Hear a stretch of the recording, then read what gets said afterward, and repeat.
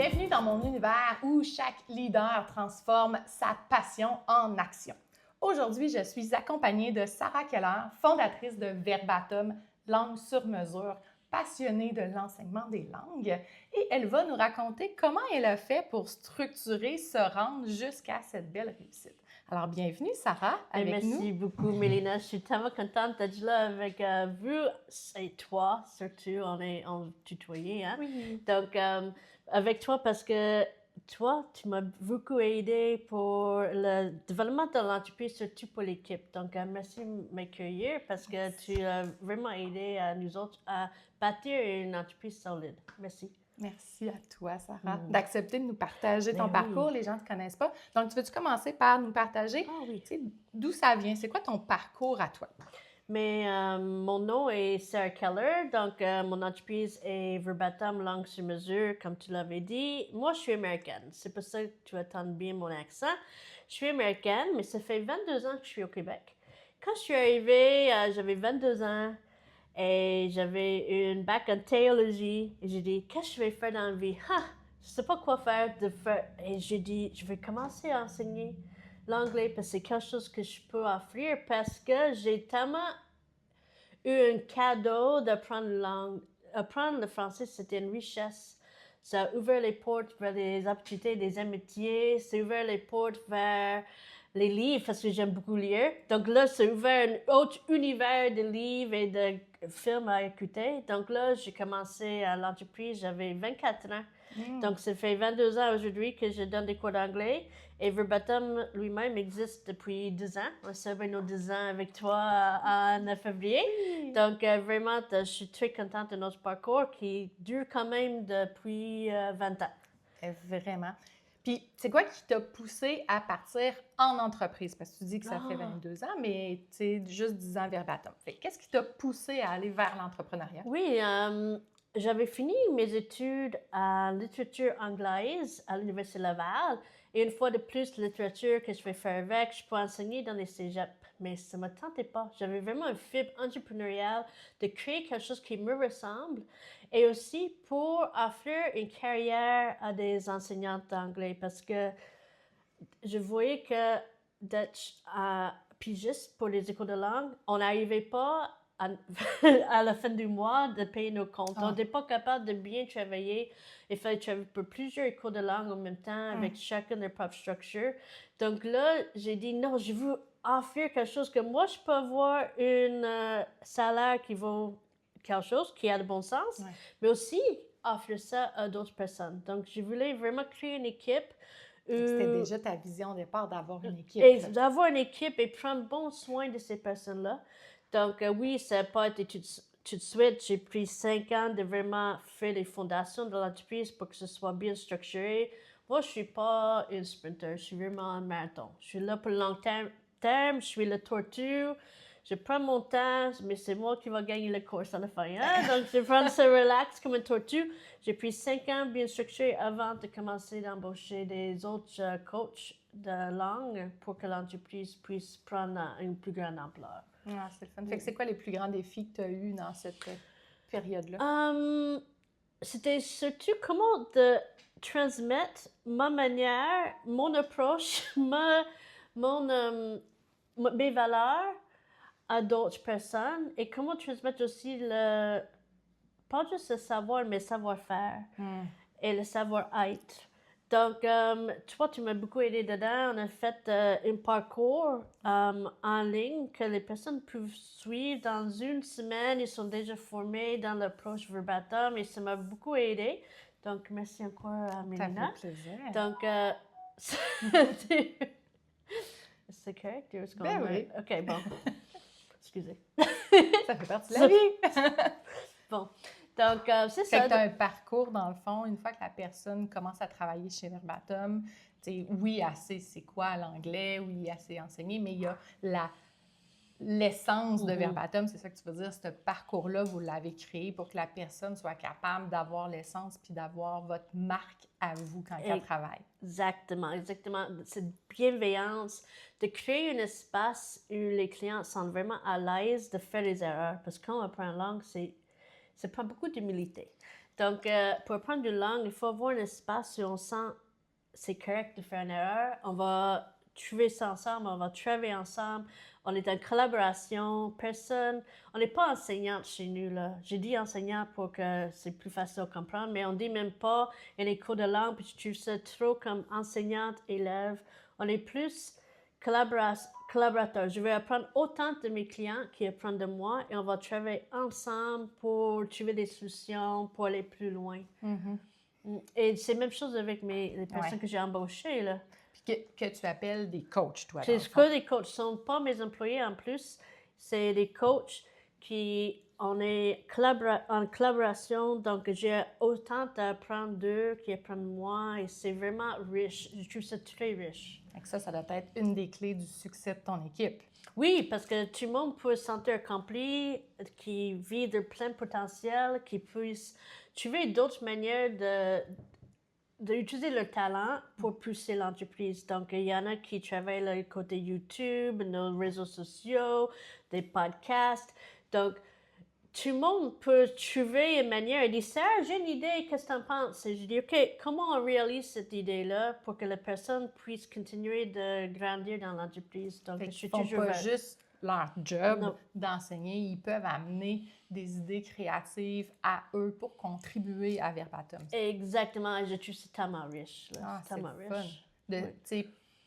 Mais j'imagine que c'est quelque chose que toi, tu penses qui fait en sorte que les gens ont le goût de continuer à travailler avec vous. Mais oui, ça fait 3 ans que j'ai pas perdu aucun coach, là. Incroyable.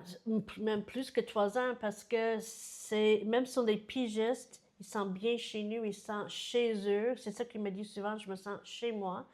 Et il veut rester. Donc, même s'il y a des moments de l'année, comme l'été, qu'il y a moins de clientes parce que le monde va en vacances, les autres, ils vont en vacances aussi. Donc, c'est pas grave. Tout le monde est correct. Tout le monde est content. Ah, c'est le fun. Vous êtes rendu à une équipe de combien environ? À peu près 15 maintenant. Oui, on est 3 associés. Donc, j'ai 2 associés. Ça, c'est une nouveauté. Et Catherine. C'est beau. Tu avais commencé toute seule. Oui, donc je suis vraiment contente. Donc, j'ai 2 associés. Puis, on a une équipe de près de 13 qu'on gère ensemble, mais c'est pas vraiment gérer, c'est juste de leur faire leur paye et prendre soin d'eux, c'est juste ça. Je dis gérer, mais c'est pas vraiment le bon mot. Accompagner. Fait que dans le fond, tu sais, tous ces beaux coachs-là que tu as, comment tu as fait pour les attirer? Parce que là, on a des idées de comment tu fais pour qu'ils veuillent rester chez vous, mais comment tu as fait pour les attirer au début? Au début, j'ai commencé avec ma famille. J'avais ma cousine Anna. Elle me dit « Hey, j'aime ça, tellement le fun. » Et je connais quelqu'un qui s'appelle Misty. Donc, Misty a travaillé pour nous un bout. Puis, elle a dit « Ah, je connais quelqu'un qui aimerait ça travailler avec vous. » Donc, c'est Paula. Paula est encore là. Donc, ça fait 5 ans Paula est là. Donc, après ça, j'ai parlé avec mon amie d'enfance, Sarah. Et elle n'était pas disponible à ce moment-là. Mais elle m'a dit, je connais le monde. Donc, c'était comme ça, c'est commencé à entrer comme ça. Puis, quand j'avais besoin, après ça, que j'avais fait mon monde autour de moi, mon réseau, j'ai commencé à utiliser LinkedIn. Et je sais pas, j'ai juste fait des entretiens d'embauche en vidéo. Et j'étais capable tout de suite de cibler si c'était une bonne personne ou non. Avec l'expérience. Au début, c'était pas ça. Là. Au début, c'est difficile à cibler les bonnes personnes, mais à la longue, on est capable de capter la personnalité de la personne assez vite. Et j'ai dit, cette personne-là va bien entrer dans l'équipe. C'est vraiment le fun. Mais tu sais, une chose que tu as dit, c'est que les gens qui travaillent avec toi en parlaient à d'autres pour venir travailler. Habituellement, c'est assez bon signe. Oui, pour chaleur. Ça veut dire qu'ils sont motivés à vouloir travailler. Ils sont bien, ils aiment ça travailler avec nous, ils aiment ça, notre équipe et nos structures, donc ils veulent faire entrer d'autres dedans. Ils disent, viens, c'est le fun. Donc, oui, c'est comme le bûche à l'oreille pour nos clients, c'est le bûche à l'oreille pour mon équipe aussi. C'est merveilleux dans ce temps-là. C'est vraiment bon signe. Mais oui. Puis, comment est-ce que tu as été obligé de changer ton leadership, ta manière de gérer? Parce que tu disais qu'il y a eu de l'expérience, puis au début, tu étais toute seule, puis là, tu étais rendue avec une équipe de 15. Donc, c'est une belle évolution là, pour une entreprise locale. Oui, quand même, mais c'est difficile à dire, mais je pense que de prendre vraiment de 5 ans, me connaître, de savoir mes valeurs, qui je suis comme personne, ça m'a beaucoup aidé dans mon leadership parce que j'ai pris vraiment 5 ans de gagner en confiance, faire des réseautages, aller parler de mon projet, de qui j'étais, qu'est-ce que j'ai offert comme cours d'anglais à ce temps-là. On n'avait pas encore les cours d'espagnol ou de francisation. Ouais. Donc, les cours d'anglais, mais ces 5 ans-là, c'était formateur. J'ai pris mon temps et je suis fière de ça parce que il y a 5 ans que j'ai commencé à avoir plus en plus de demandes, mais surtout parce que le monde était à la maison avec COVID, il y avait plus de temps à prendre des cours devant l'ordi.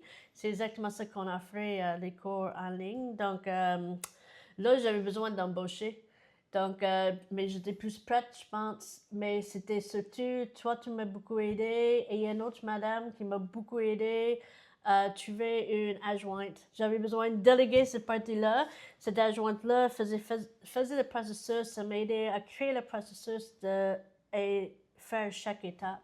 Donc, ça m'a beaucoup aidé parce que sinon, toute seule, je ne sais pas si j'aurais été capable. On a besoin de déléguer parfois. J'ai dit ça souvent. Ouais. Fait que 2 choses qui t'ont aidé, c'est d'être accompagné. Oui, puis accompagné. de déléguer. Oui, D'apprendre comment faire pour déléguer. Un bon coach d'affaires, ça fait toute la différence. C'est vraiment cool. Puis là, tu as parlé de structure, puis de, tu sais, quelques fois, là. Donc, c'est quoi le rôle de la clarté, la structure que tu as faite? Ça t'a servi à quoi, toi, dans l'entreprise? Donc, de savoir le parcours de toutes les personnes qui entrent dans le système. Donc, connaître le processus et voir les optimiser. Donc, pour moi, ça aide à avoir une clarté de dire, OK, les clients, les personnes entrent, peut-être me connaître par le site Internet. Donc, après, c'est quoi les prochaines étapes? De savoir que cette personne va être bien accompagnée tout le long de leur parcours, pas juste leur parcours avec nous, mais linguistique aussi. Il va avoir un bon support, mais aussi que mon équipe va avoir un bon support. Donc, on sait que ces personnes vont être bien encadrées, mais l'encadrement, ça mène à la créativité dans le milieu de cette boîte-là. Donc, j'aime... Fait que l'encadrement, Oui. c'est pas du micromanaging qu'on parle. Non. Mais je pense que c'est partie de moi. Je suis pas quelqu'un qui aime d'être managé. Donc, je ne le fais pas aux autres non plus parce que j'aime pas ça que le monde commence à me dire quoi faire, comment faire, quand faire. J'aime ça, avoir la liberté dans un encadrement. Donc, c'est ça que j'offre aussi autour de moi. Pour ceux qui ne comprennent pas la différence, là, c'est quoi la différence entre un cadre puis manager des gens? Est-ce que tu es capable de le dire? Mais j'ai un exemple de cette semaine.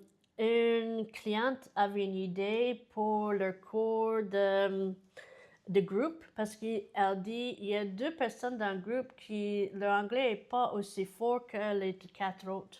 Et donc, j'ai su qu'il y avait comme une problématique. Elle dit qu'est-ce qu'on va faire pour ça? Donc, ensemble, on a fait un brainstorming avec les clientes.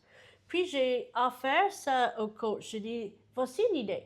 Peut-être vous pouvez faire des breakout rooms pendant le cours en ligne, puis tu peux aller avec les 2 autres et le donner aux autres, les 4 autres, un sujet à discuter. Puis après, à la fin, il va faire un résumé de ce qu'ils ont parlé ensemble. Et toi, tu peux faire un cours plus structuré pour les 2 qui leur anglais est un peu plus faible. Et elle dit, mais j'ai dit jamais c'est ça qu'il faut faire. J'ai dit voici une suggestion, voici une problématique, voici une solution possible, mais peut-être tu en as une meilleure. Elle dit merci, c'était vraiment cool, c'était vraiment une bonne idée. Mais elle n'était pas obligée de le prendre. Et toi, tu donnes des lignes directrices, tu donnes des idées qui correspondent à la vision verbatim, mais dans le fond, tu n'imposes pas une manière de fonctionner à tes coachs. Non, je dis, si tu veux, voici une idée, voici une solution, c'est sûr qu'il y a plein d'autres. En anglais, on a une expression qui est un peu morbide, c'est dit, there's more than one way to skin a cat. Je traduirai pas. Mais aller chercher. C'est ça, donc il y a toujours plus d'une manière de faire quelque chose. Donc, pourquoi je dirais ça, c'est la solution. Et c'est pas vrai. Il n'y a pas une solution pour un problème. C'est une belle façon de voir les choses et moi, je pense que c'est un bon conseil. Mais si toi, tu avais un conseil que tu voulais donner, tu sais, aux entrepreneurs là, qui sont rendus à Ben, peut-être mettre de la structure, de la clarté, d'avoir une équipe qui, comme la tienne, s'épanouit, se sent elle-même, mais qui a quand même un cadre pour les accompagner. Ça serait quoi ton truc? Déléguer, déléguer, déléguer. Ça veut dire, je suis pas bonne en tenue de livre. Je vais jamais être très bonne en tenue de livre. C'est mon faiblesse. Donc, je délègue mes faiblesses pour que moi, je peux travailler de ma force. Moi, c'est le développement d'affaires que j'aime et que je suis bonne dans le développement d'affaires. Le réseautage, d'aller chercher des opportunités, des collaborations, ça, c'est moi. Mais côté finance, là, c'est pas moi. Donc, moi, je donne ce côté-là à mon associé, Catherine, elle prend soin de ce côté-là. Oui, je suis au courant de tout ce qui se passe dans les comptes et qu'est-ce qu'elle fait. Je suis au courant, mais c'est elle qui le gère. Donc, déléguer, déléguer, déléguer, ça fait toute la différence, mais aussi, ça laisse les autres travailler dans leur force. Donc, c'est un cadeau que tu fais. Tu dis, hey, je sais que tu es bonne dedans. Voilà une tâche pour toi. Parce que moi, je travaille dans mes tâches que j'aime faire et je suis bonne à faire. C'est déléguer, mais avec confiance, parce que vous avez déjà échangé sur les forces de chacune. C'est Je toujours dis dans la chacune parce confiance. que c'est des femmes. Oui, c'est surtout les femmes, mais notre équipe, c'est surtout les femmes. On a 2 hommes dans l'équipe. Mais c'est vraiment de déléguer et donner confiance. Je fais beaucoup confiance à mon équipe. Je fais 100% confiance et je sais qu'il y en a dans l'équipe, qui sont, mais en fait, dans l'équipe, tout le monde a leur force. Donc, je suis pas moi le meilleur coach de Verbatim parce que chaque personne, il y a leur personnalité qui va aller avec une cliente. Donc, moi, je suis un entraîneur. Je match les clientes avec le bon bon coach parce que je sais que ce ne serait pas avec moi que la meilleure personne pour cette personne-là. Fait que tu as appris à connaître les forces de chacun de tes coachs. Oui. Puis là, tu fais une analyse, dans le fond, avec chacun de tes clients pour être sûr de faire le bon mixte. Exact. Donc, c'est jamais... Une agence de rencontre, mais pour Mais apprendre oui. des langues. C'est Mais merveilleux. exactement, Mais c'est ça qu'on exactement, veut, dans le exactement. fond. Parce que c'est assez difficile de se trouver nous-mêmes, dans le fond, quand on veut avoir quelqu'un pour nous accompagner. Mais toi, tu le fais à notre place. Tu en as une panoplie avec chacun leur personnalité. Oui. Mais c'est une vraie force de Verbatim, là. Et aussi, il faut avoir l'humilité à dire, moi, je suis pas nécessairement la bonne personne pour cette cliente-là. Je suis que cliente. Je suis une bonne coach d'anglais. Mais peut-être je suis pas le meilleur pour cette personne. Donc, je pense que c'est pas un peu d'humilité. Et l'humilité pour soi-même et la confiance aux autres, ça fait toute la différence pour dire, hey, t'es capable, je sais que t'es capable et t'es mieux que moi pour le faire. Ouais.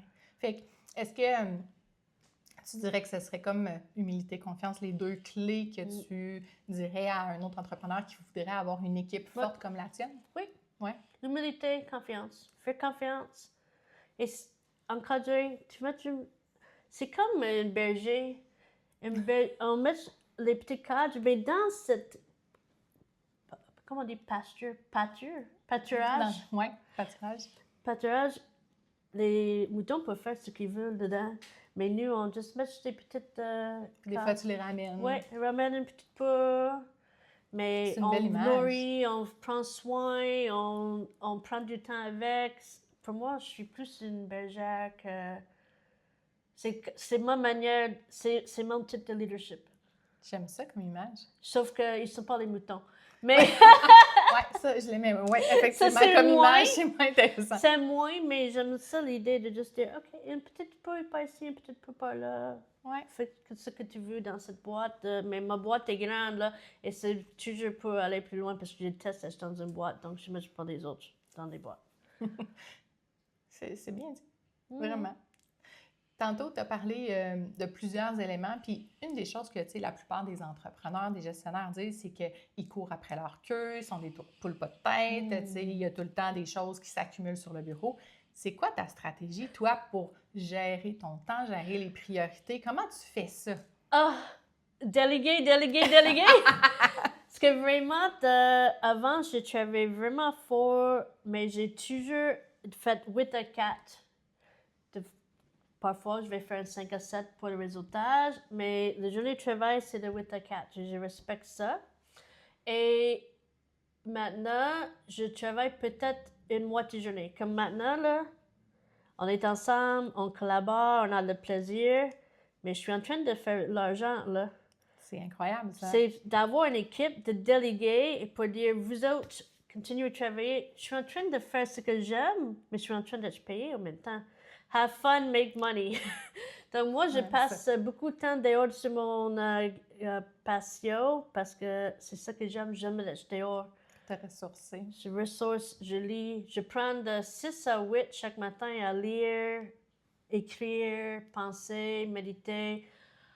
C'est mon moment pour moi. Donc, si le reste de la journée, je travaille, c'est pas grave. J'ai déjà pris soin de moi. Donc, je Prendre pense soin de toi, c'est une d'être technique grounded, aussi. là.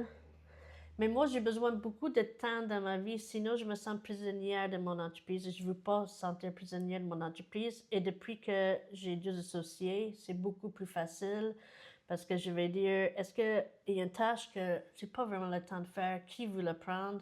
Et c'est la même chose pour elles. Si elles disent, « Oh, je suis submergée », je prends. Ouais. On est 3. Et il y avait... Depuis novembre, on est surtout 2 à la fois parce qu'il y a toujours une en vacances. Moi, j'étais malade, j'avais fait mal à mon bras. Il y a toujours quelques... Mais les 2 autres sont capables de prendre les tâches de celle-là qui est Ça veut dire que l'entreprise peut fonctionner même s'il y a une personne qui n'est pas là. Mais oui. Ça, c'est incroyable. Ça veut dire que vous êtes vraiment structuré, vous avez des choses en place, vous savez comment prendre des décisions pour vous remplacer une et l'autre. Oui. Ça, c'est On est chacun capable de faire le job des vous autres. faites incroyablement. Oui. Là. Il n'y a plus de stress, de risque si jamais, justement, vous êtes malade ou vous allez en vacances. Chose qu'il y a beaucoup d'entrepreneurs et de gestionnaires qui, aussitôt qu'ils partent en congé, ils ont peur de la quantité de choses dans leur boîte courriel et sur leur bureau qui arrivent. Là. Non, c'est pas comme ça. On prend soin de l'autre. C'est mieux de se prendre soin. Et aussi dire, vas-y en vacances, vas-y, fais ce que tu veux. On n'a même pas combien d'heures il faut travailler dans la semaine parce qu'on sait qu'on va... Parce que je fais tellement confiance à mon équipe, ils vont faire leurs heures. Ils vont faire les tâches pour finir à la fin de... Je me souviens... Je m'en fous combien d'heures ils font. Je compte même pas mes propres heures. Parce que si je prends une pause, c'est correct. Je dois une pause. J'ai besoin de prendre soin de moi. C'est correct. Avant, je me sens un peu coupable, mais j'essaie de ne pas sentir coupable, de prendre une pause, aller prendre une marche, aller prendre l'air. Ah, c'est bien. Fait que moi, je sais que, tu sais, au début, tu étais toute seule, là, tu es rendue avec une équipe. Puis là, ce que tu fais plus, c'est faire rayonner Verbatim. C'est ça, hein? Ah oui! Comment est-ce que tu fais ça, faire rayonner Verbatim? Mais pourquoi tu fais ça? Mais faire rayonner une entreprise, c'est comme rayonner sa personnalité, ses valeurs et la bienveillance.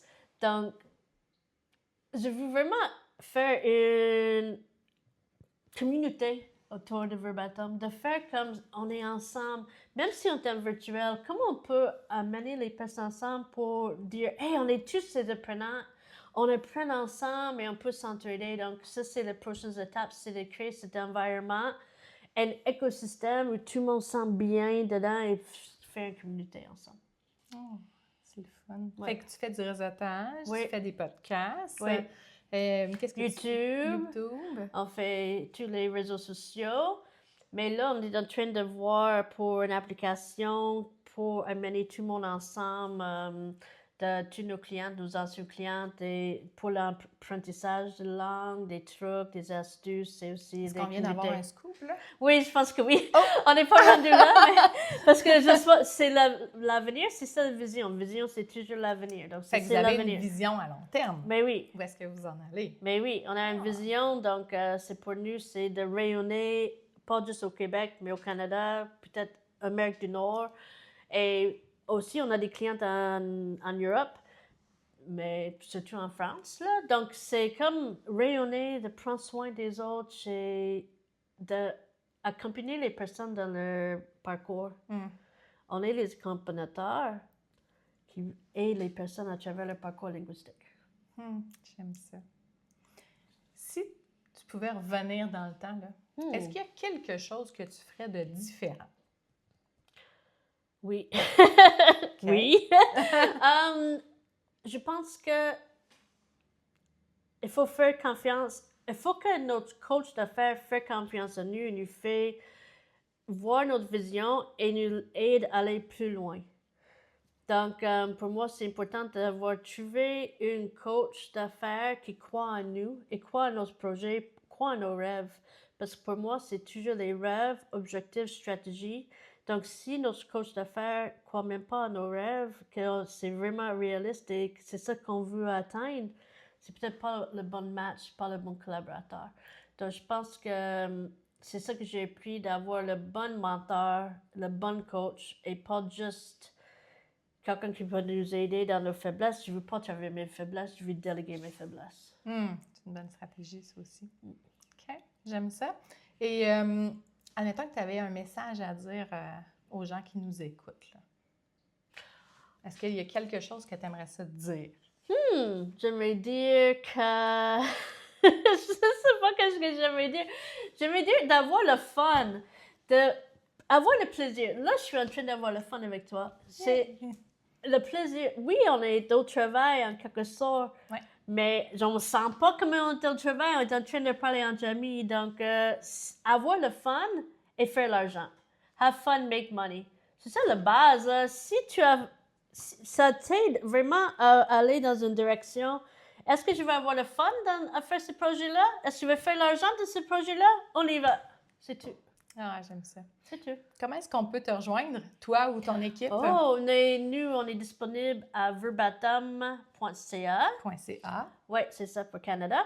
Et aussi, on est sur YouTube. On a une chaîne YouTube. Qui s'appelle Verbatim. Oui, c'est ça. Et on a une balado, un podcast qui s'appelle 20 Minutes a Day. C'est en anglais pour apprendre l'anglais. 20 minutes par jour, 20 mais minutes c'est par en jour. anglais. 20 minutes a day pour bien intégrer juste une petite peu 20 minutes d'anglais par jour. Donc, c'est ça notre... C'est une de tes stratégies pour apprendre l'anglais, ça, hein? Oui. Une petite dose de façon régulière. Oui. Vous êtes rendu à combien d'épisodes déjà? Et on a déjà une saison, puis une autre saison de Bonnie, qu'on a fait des entretiens avec nos coachs pour qu'on apprenne plus sur nos coachs. Et là, on a déjà écrit la outline, on a tout planifié, structuré nos prochaines 2 saisons. Donc, cet été, là, c'est pas fini, ça s'en vient. Cet été, on va enregistrer les autres pour que ça sorte en septembre et janvier. L'année prochaine, on va être en avance. Oh, félicitations. Merci. Vraiment. On aime ça aussi, c'est fun. Oui, vraiment. Il y a une question qui... pour te faire sortir de ta zone. Oh non! Moi, j'aime beaucoup les super-héros. Oh! Fait que c'est vrai. Oui, c'est vrai. Hein? Si ton entreprise était un super-héros, ça serait quoi son super-pouvoir? Je sais pas, une bonne question. OK, laisse-moi penser. Un instant, un super-héros avec son super-pouvoir. Je pense que ce serait donner confiance. De passer au travers les blocages, t'es capable. Donc, si on était capable de dire tout de suite à quelqu'un, OK, on va t'aider à transférer ce blocage en réussite, en confiance. Ça serait un super-pouvoir, mais je ne connais pas le nom de mon super-héros. La personne est capable. Ouais. Il reste juste à trouver un nom. Ouais. Le Monsieur Blocage. Des blocages. Monsieur des blocages, c'est vraiment mauvais. Unclog. Hey, merci pour ce partage créatif. As-tu une autre question pour me faire sortir de boîte de confort? J'espère que non. Non. Hey, merci beaucoup, Sarah, d'avoir été merci. avec nous, de nous avoir partagé ton parcours. Je suis certaine que les gens ont apprécié autant que nous cet échange-là. C'était très généreux de ta part. Donc, merci. Merci à vous d'avoir écouté ce beau parcours de Sarah Keller de Verbatim, langue sur mesure. Vous pouvez les rejoindre sur verbatim.ca et restez avec nous pour d'autres partages entrepreneuriales super intéressants. Bonne journée! Bonne journée.